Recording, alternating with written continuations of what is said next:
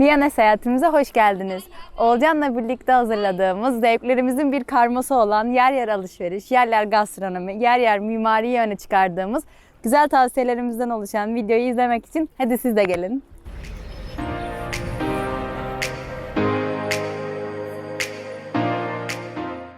Tam bayram öncesi olduğu için İstanbul Sabiha Gökçen Havalimanı'nda oldukça büyük bir yoğunluk vardı. Biz de e-pasaporttan geçerek diğer sıraya nazaran daha az sıra beklemiş olduk.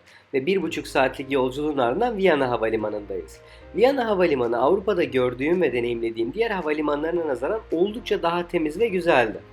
Viyana Havalimanı'ndan şehir merkezine gitmek için birkaç farklı yol var. Kat trenleri de bunlardan bir tanesi. Ancak videonun sonunda neden bu tren yerine başka bir treni size tavsiye ettiğimi açıklayacağım.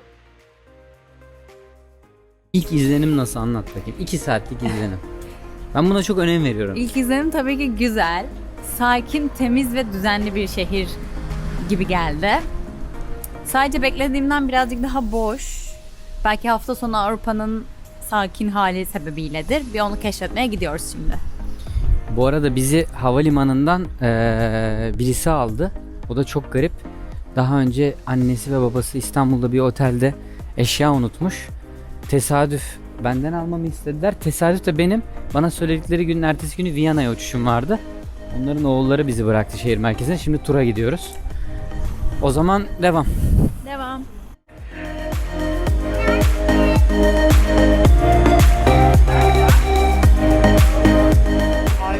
Free Walking Tour öncesi açlığımızı bastırsın diye Öfver'li vegan sandviçlerinden denedik. Oldukça başarılıydı. Bizi akşam yemeğine kadar da çok iyi bir şekilde tuttuğunu söyleyebilirim. Belli bir rezervasyon ücreti olmayan, sadece bahşiş bazlı çalışan Free Walking Tour sayesinde Viyana'da çok güzel 2 saatlik bir yürüyüş turu yaptık. Rehberimiz Mirko'ya buradan çok teşekkürler. Bu arada biz turumuzu Guru Walking Tour aracılığıyla düzenledik. Yürüyüş turumuzun ilk durağı olan Minoriten Kirche Kilisesi'ndeyiz. Bu kiliseye geldiğiniz zaman kilisenin kuzey duvarında oldukça önemli bir eser sizi karşılayacak. 1809'da Napolyon tarafından Romalı mozaik sanatçısı Raffaelli'ye yaptırılan Son Akşam Yemeği'nin orijinal boyutlarındaki mozaik replikasını görmek için buraya gelmelisiniz. Bu arada normalde bu eser Belvedere Sarayı'nda sergilenmek için alınmış. Ancak şu an Minoriten Kirche Kilisesi'ndeki ziyaretçilerinin tam karşısında. Kuzum, daha önce free walking tour yapmış mıydın bir yerde? Yok, ilk defa burada yaptım. Viyana'daki nasıldı bakalım? Yani buradaki nasıldı ilk deneyimi? Bence çok güzeldi. Ya şehre gelir gelmez ilk yapılan aktivite olması da ayrıca önemli. Daha şehre geldiğinizde nereye gitsem ne yapsam diye bilemediğiniz noktada böyle hem şehre bir giriş hem gidilebilecek, bundan sonra gidilebilecek yerlerin önerisini almak güzel oldu. Doğru bir seçimmiş.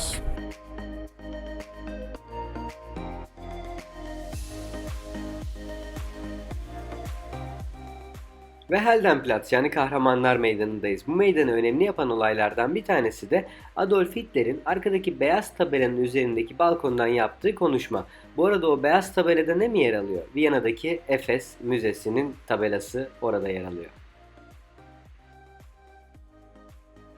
Şehirdeki yürüyüş turumuz devam ederken Palmenhaus'a geldik. Burada bir kahve molası verebilirsiniz, kruvasan yiyebilirsiniz. Hadi gelin yürümeye devam edelim. Şehirde bu tarz bilgilendirici noktaları gördüğüm zaman her zaman heyecanlanırım ve fotoğrafını çekerim. Her ne kadar internetten ve rehberimizden bilgiler alsak da bu tarz tabelalar çevremizde ne olduğunu bize çok iyi gösteren bilgilendirici yönlendirmelere sahip oluyor. Dolayısıyla bunların önünde vakit geçirmenizi tavsiye ederim. Viyana'daki en önemli sanat duraklarından bir tanesi olan Albertina Müzesi'ndeyiz. Kişisel bir konut olarak inşa edilen, ardından kişisel konuttaki sanat eserlerinin müzeye dönüştüğü Albertina Müzesi, aynı zamanda Viyana'daki opera binasına en güzel bakan yerlerden bir tanesi. Viyana'da eğer operaya gitmek isterseniz biletlerin 15 Euro'dan yaklaşık 300 Euro'ya kadar çıktığını ve biletlerin tükendiği için mutlaka önceden alınması gerektiğini tavsiye ettiğimi de sizlere buradan hatırlatırım.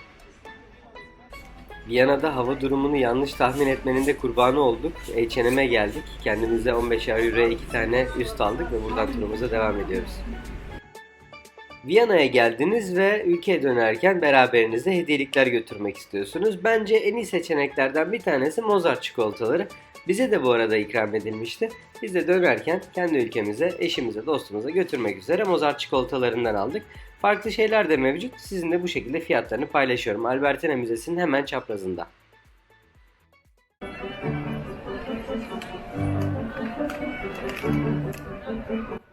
Viyana şehir silüetini oluşturan en önemli yapı Aziz Stefan Katedrali'ndeyiz.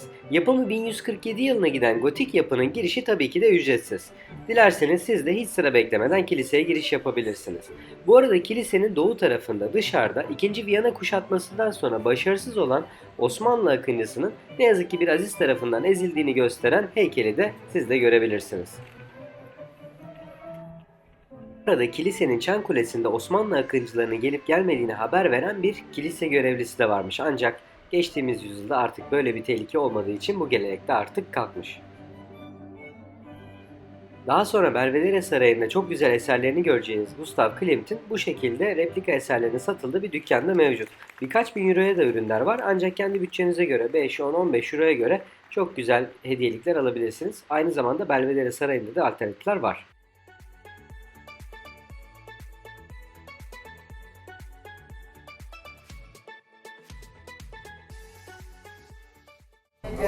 Livingstone diye çok güzel bir mekana geldik. Ambiyans çok güzel ancak bizi bence yanlış yemek seçimleri daha kötü bir deneyime etti.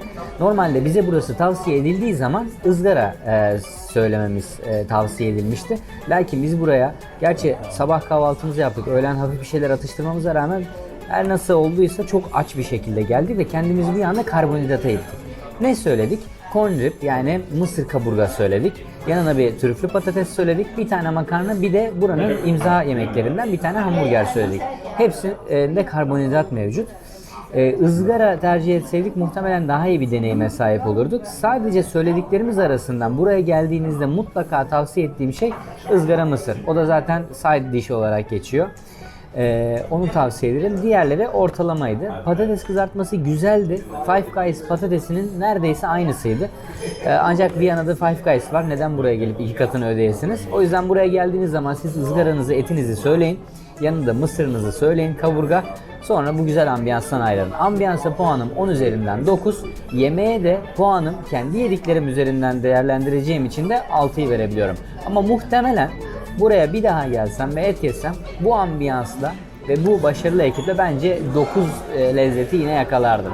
Kendi hatam, ben bu hataya düştüm, siz düşmeyin. Gelin şimdi size biraz Viyana'da toplu taşıma kurallarından bahsedeyim. Viyana'da toplu taşıma kullanacaksanız tabii ki de bir kartınız olması gerekiyor. Ancak bizdeki gibi her seferinde gişeye okutmanız gerekmiyor. Biz ilk gün oldukça fazla yürüdüğümüz için bir kart almadık. Ancak ikinci gün 24 saat geçerli bu karttan aldık. Günlük 8 euroydu. Aynı şekilde bunun 48 saatlik ve 72 saatlikleri de mevcut. Kredi kartıyla bu bileti aldıktan sonra bu gördüğünüz validator'larla biletinizi geçerli hale getirmeniz gerekiyor. Bu şunun için. Siz biletinizi bugün alıp yarın da kullanabilirsiniz. Ancak bunu kullanmadan önce geçerli hale getirmeniz gerekiyor. Biz bu aldığımız biletle Schönbrunn Sarayı'na geldik. Hadi gelin size biraz Schönbrunn Sarayı'nı gösterelim.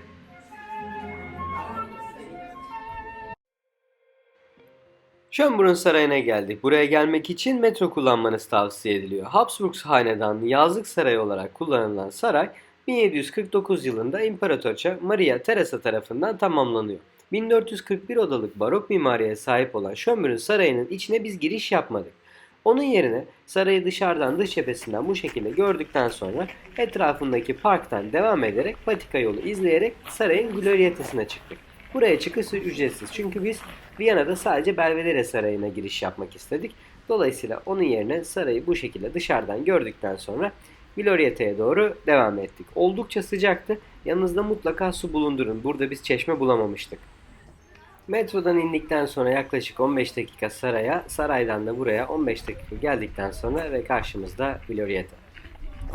Bir gözetleme noktası, aynı zamanda bir bahçe, festival alanı ve yemek salonu olarak kullanılan, aynı zamanda 1. Franz Josef'in kahvaltı salonu olarak kullanılan yerde şu an yemek alınabiliyor. Dilerseniz gelebilirsiniz. Biz sadece manzaranın tadını çıkardık. Viyana'da çok güzel bir yerde kahve içtik ve yanında kruvasan yedik. Eğer bu ikisini yapacaksanız ki mutlaka yapmalısınız, bence şu an anlatacaklarıma kulak vermeniz gerek. Opera binasının hemen önündeyiz. Bizim kahve içtiğimiz yerde onun arka çaprazında Mozart'ın heykelinin bulunduğu parkın hemen yanında Palmenhaus'ta kahvemizi içtik ve kruvasanımızı yedik. Sizi 1683 yılına İkinci Viyana kuşatmasına, başarısız olan Viyana kuşatmasına götüreceğim şimdi. Kuşatma esnasında Osmanlı askerleri sabahın erken saatlerinde şehrin altında kullanabilecekleri tüneli kazıyorlar. Ancak sabahın erken saatlerinde uyanık olan Viyanalı fırıncıları unutuyorlar. Avusturyalı fırıncılar Osmanlı'nın kazdığı bu tünelleri Viyanalı askerlere söylüyorlar ve Viyanalı askerler daha sonrasında bunun önlemini alarak bizim kuşatmamızın başarısız olmasına sebep oluyorlar. Daha sonrasında bu kuşatmanın başarısız olduğunu kutlamak adına da Avusturyalı fırıncılar Osmanlı sancağındaki hilalden yola çıkarak kruvasanın bir nevi yeni şeklinin icadına da sebep oluyorlar. Kahveye gelecek olursak da Osmanlı askerleri başarısız kuşatmanın ardından Viyana kapılarında kimi kaynaklara göre bir çuval, kimi kaynaklara göre 500 çuval kahveyi bırakıyorlar. İlk başta Avusturyalılar bu kahvelerin, bu çuvalların ne olduğunu anlamıyorlar. Hatta deve tezeyi, deve gübresi bile zannediyorlar ilk başta. Sonrasında birisinin çıkıp hayır bunlar kahve, bunları öğütmemiz lazım, ondan sonra da pişirirsek güzel bir içecek olur demesinin ardından Avusturya kahveyle tanışıyor. Dediğim gibi ben söylencilerin yalancısıyım. Hangisine inanmak size kalmış. Gelin Viyana'yı gezmeye devam edelim. Viyana'ya yaklaşık 20 dakika ile yarım saat arasında uzaklıktaki Grinzing kasabasına geldik. Buraya gelmek için U4 metrosunda Heiligenstadt'ta iniyorsunuz. Bu metro durağında indikten sonra karşınızdaki tabelada gördüğünüz gibi 38A numaralı otobüse binerek direkt olarak Grinzing'e gelebiliyorsunuz. Bu arada Viyana'da bahsettiğim gibi sular ücretsiz. Çeşmelerden bu şekilde su alabiliyorsunuz. Biz Grinzing'i çok beğendik. Grinzing'de bu arada ne var? Hem şarap üreticileri var. Burada çok güzel şaraphaneler var ve Beethoven Müzesi'ne geldik. İlk önce size gelin Beethoven Müzesi'nin içini biraz gösterelim.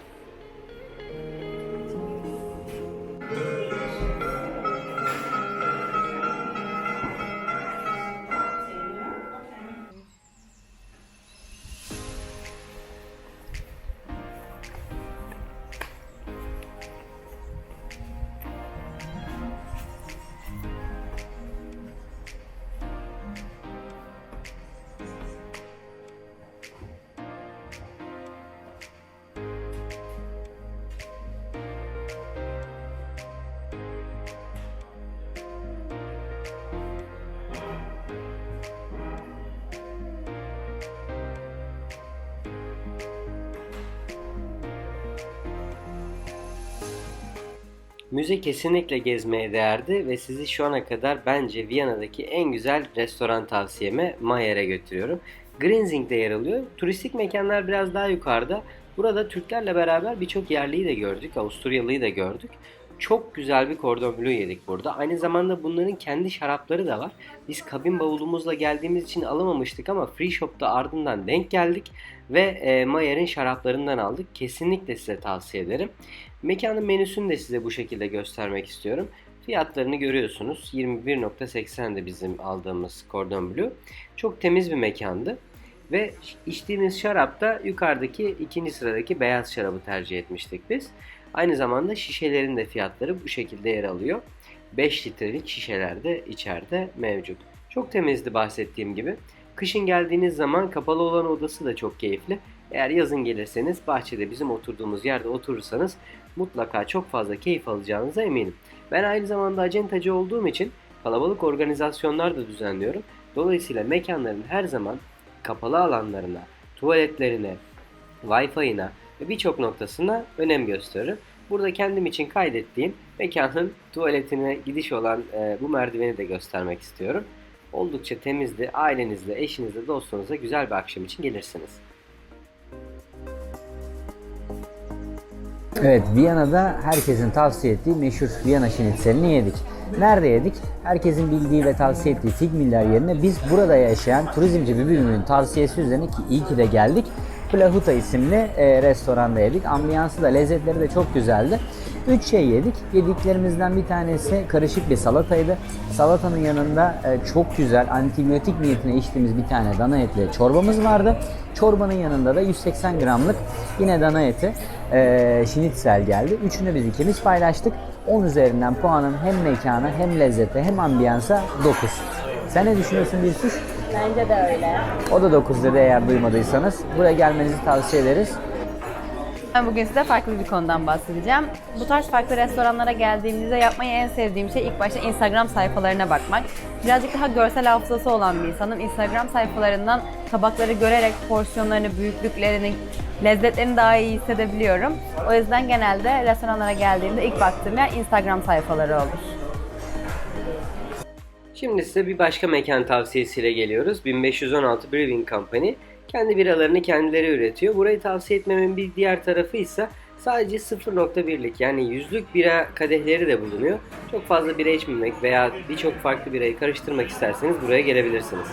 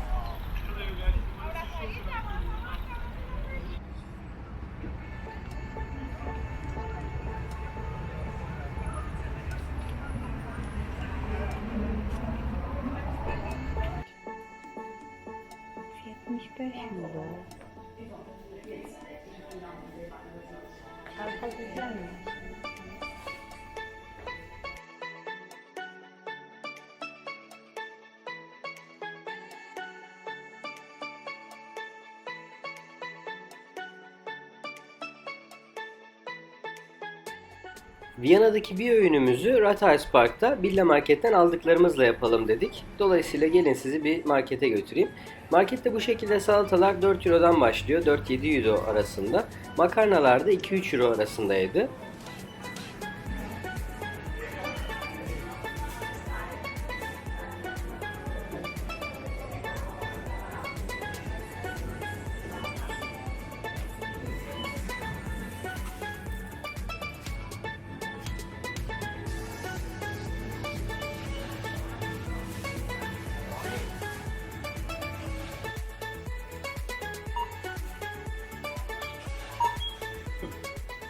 Bir tane küçük şarap, bir tane çikolata, bir makarna, bir de sandviç aldık. Hepsi toplamda 12.25 Euro tuttu.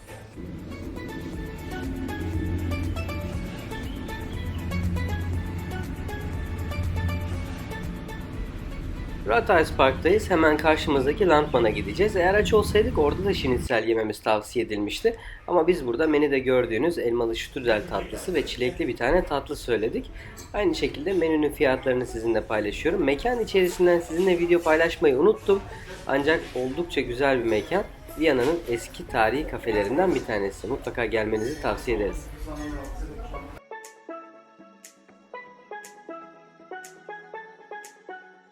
Geldik Ferstel Pasajı'na. Eğer antikalara merakınız varsa çok fazla çeşit olmasa da birkaç tane çok güzel antikacı dükkanı vardı içeride. Aynı zamanda bir tane de kafe var. Bu arada pasajın girişi ve çıkışı farklı sokaklardan. Dolayısıyla bu çevrede yürürken eğer sokak değiştirmek isterseniz pasaj içerisinden yürümenizde size pasaj hakkında birkaç bilgi verecektir.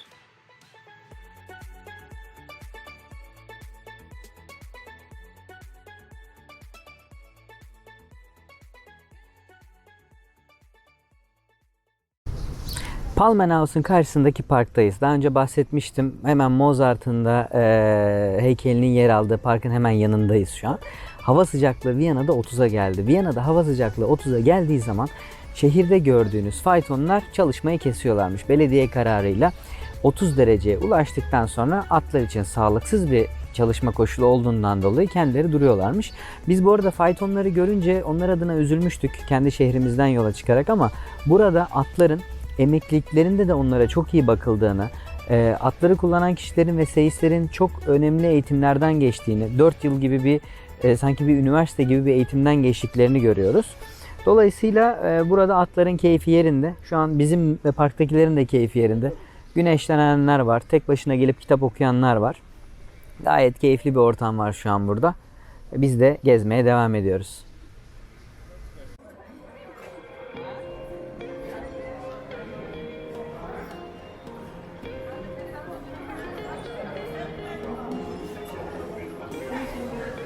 Fabios'taki akşam yemeğimizden çıktık. Bugün Birsu'nun da doğum günü olduğu için içeride pek fazla video çekemedim. Sadece çok kısa bir video çekme şansım oldu. Şimdi çıktık. Arkamda Park Hyatt Viyana Oteli var. Bu otelin hemen bir sokak arkasında kalıyor bizim gittiğimiz restoran Fabios. Fabios ekonomik bir restoran değil. Hatta orta bütçeli bir restoran da değil. Burada yüksek bütçeli bir İtalyan restoranlarından bir tanesi. Biz ne yedik? Bir tane ribeye söyledik. Bir tane enginar söyledik. Bir tane ıspanak söyledik. Bir de tatlı olarak da pasta gibi üzerine mumlu bir şekilde geldi. Muz söyledik.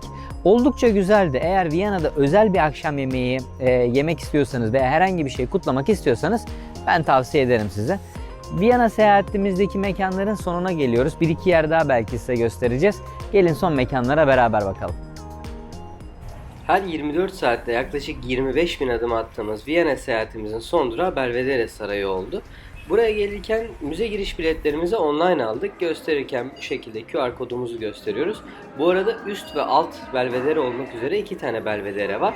Ancak biz Gustav Klimt'in eserlerini görmeye geldiğimiz için üst Belvedere'den biletimizi aldık ve Belvedere Sarayı'na girişimizi yaptık.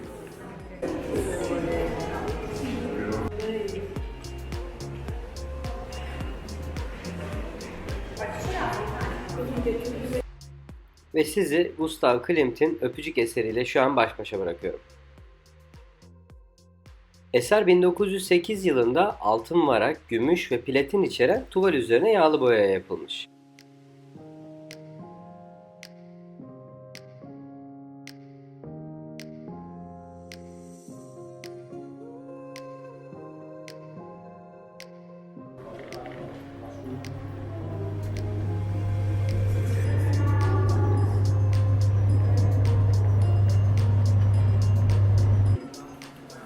Son zamanlarda gördüğüm en başarılı müze mağazalarından bir tanesi de Belvedere Sarayı'ndaydı. Fiyatlar her ne kadar ucuz olmasa da buradan da çok güzel, uzun ömürlü hediyelikler alabilirsiniz. Baktık uçağa birkaç saat daha vaktimiz olunca Mozart Müzesi'ne gidelim dedik. Ancak içeriye giriş yapmadık. Bu şekilde kapısından bir göz gezdirdikten sonra birazcık daha vaktimiz olduğunu hatırlayınca Viyana'da herkesin bize tavsiye ettiği, benim daha önce deneyimleyip çok fazla turistik bulduğum Figmüller'e gelelim dedik. Mozart Müzesi'nin hemen arka sokağındaki bu Figmüller şubesi 1905 yılında açılan ilk şube. Rezervasyonsuz gelinmiyor. Biz bir şansımızı deneyelim dedik ancak kapıdan reddedildik. Hemen bize bir sokak ötedeki diğer şubesine gitmemiz tavsiye edildi ve oraya doğru, yola doğru koyulduk. Kapıdan reddedilsek de oldukça mutluyuz. Eğer giremezsek bir sonraki gelişimize vesile olur diye bekleyelim dedik. Ancak bir baktık ki müsait birkaç tane masa vardı. Biz de oturduk ve tadını çıkardık. Bu şekilde sizinle menüsünü de paylaşıyorum. Burası bizim tavsiye ettiğimiz diğer mekana göre bir tık daha uygundu. Buranın esas tavsiye edilen şnitzeli domuzdan ancak yine dana seçeneği de mevcut. Annenin çorbasına benziyor. Hasta ilacı çorbasına.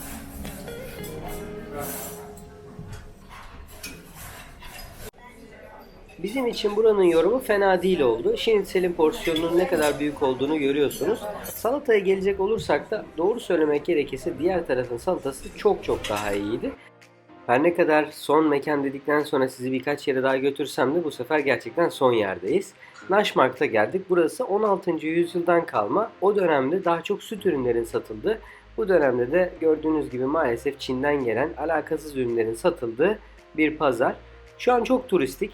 Eminönü'nden ben pek bir farkını görmedim. Satılan ürünler de çok kaliteli değillerdi. Aynı şekilde yemekler de pek iyi değillerdi. Ancak turistik ve tarihi bir mekan olduğu için yine içinde alışveriş yapmasanız bile yürüyüş yapmanızı tavsiye ederim. Havalimanına giderken de Landstrasse'den kat treni almak yerine sadece 4.30 euro vererek bu treni kullanarak havalimanına gidebilirsiniz. Her tarafta kat treninin pazarlaması yapılıyor. İnsanlar genellikle bu trenin olduğunu bilmiyor ama sadece 5-10 dakika farkla bir iki yerde daha durarak bu trenle gidebilirsiniz. Viyana'daki otelimiz Jazz in the City'den ayrılıyoruz. Biz burada 3 gece kaldık ve artık havalimanına doğru geçeceğiz. Oteli deneyimledikten sonra sizinle yorumlarımı paylaşmak istedim. Kahvaltısı bir kere oldukça iyiydi. Yani Avrupa'da sabah güne başlarken ki günde biz 20.000 adım attık ortalama. Hani böyle bir enerji harcarken sabah kahvaltıya güzel bir enerjiyle güne başlamak lazım. Hem odamızda Nespresso makinesi vardı, onu kullanabiliyorduk, hem de kahvaltıda kahve içebiliyorduk. Bu çok iyiydi. Ayrıca birisinin fark ettiği bir şey vardı. Otel her şeyini kendisi üretiyor. Ekmeklerin de, unlu mamullerin de. Dolayısıyla sağlıklı, leziz, çok güzel bir kahvaltısı vardı. Enerjisi çok yüksek otelin. Yani genci yaşlısı şehri keşfetmeye gelmiş insanlarla dolu. Terası da güzel. Biz oturmadık terasında. Sadece bir ambiyansına baktık. Roof'u, çatısı. Sonrasında otelin metroya yakınlığı da çok iyi. Sadece 2-3 dakika yürüyerek U4 metrosuna ulaşabiliyorsunuz. Hemen Naşmarkt'ın yanında. Bir daha gelsem Viyana'da burada kalır mıyım? Kalırım. Ama başkasının tavsiyesiyle yeni bir yer de arayabilirim. Ama başka bir misafirin buraya geldiği zaman bu otelde kalmasını öneririm kesinlikle. Gelin odayı görelim. Burada bir ışık oyunu yapmışlar. Beğendik. Bir hostel havası var ama hostel değil. İçerideki konforu da göreceksiniz. Hatta bizimle aynı asansörden 70 yaşlarında bir Avrupalı çift çıktı. Yani evet, gençler ağırlıkta ama her yaştan birilerini görebilirsiniz. Odada bu şekilde. Girişte bir Nespresso makinesi var. Burası standardın bir üstündeki oda tipi. Deluxe oda olarak geçiyor. Şehir manzaralı. Odanın metrekaresi de yaklaşık herhalde 26-27 metrekare. Gayet keyifli. İleride de bir tane plak var. O plaktan da aynı zamanda müzik çalıyor.